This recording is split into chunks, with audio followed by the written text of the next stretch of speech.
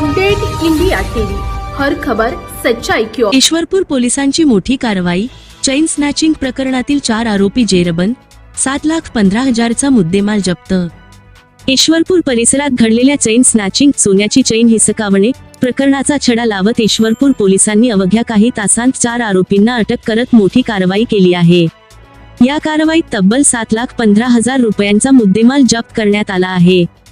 मिळालेल्या माहितीनुसार फिर्यादी नारायण बंडू माळी, वय 58, राहणार माळी गल्ली, ईश्वरपूर यांनी ईश्वरपूर पोलीस ठाण्यात तक्रार दाखल केली होती। दिनांक 7 जून 2026 रोजी सकाळी ते व त्यांच्या पत्नी हे मॉर्निंग वॉकसाठी जात असताना ईश्वरपूर येथील अग्निशामक कार्यालयाजवळ दुचाकीवर आलेल्या 4 इसमांनी त्यांच्या पत्नीच्या गळ्यातील अंदाजे 4.5 तोळ्यांची सोन्याची चैन हिसकावून पळ काढला होता।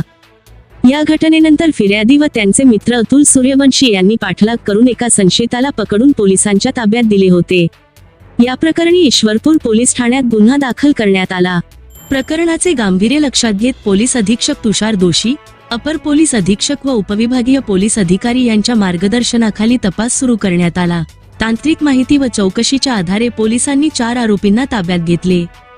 अटक आरोपींची नावे पुढील प्रमाणे: 1. अविनाश परशुराम भारसकळे, मुंबई. 2. शिवराज दशरथ कुशीवाले, मुंबई. 3. विनोद रामचंद्र मके, मुंबई.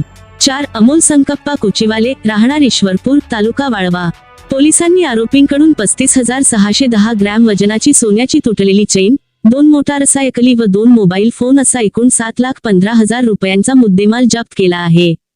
ही कारवाई पोलीस निरीक्षक संदीप पाटील यांच्या नेतृत्वाखालील पथकाने केली असून आरोपींना न्यायालयात हजर केले असता 10 जून 2026 पर्यंत पोलीस कोठडी सुनावण्यात आली आहे। पुढील तपास पोपनी समाधान योगे करीत आहेत।